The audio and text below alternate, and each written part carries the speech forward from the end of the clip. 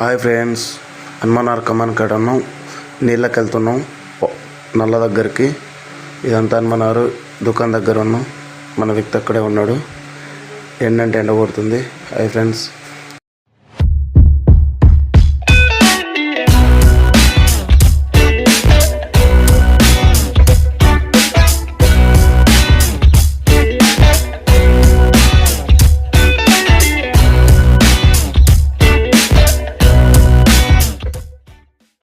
Hi friend, వచ్చేసిన water దగ్గరికి.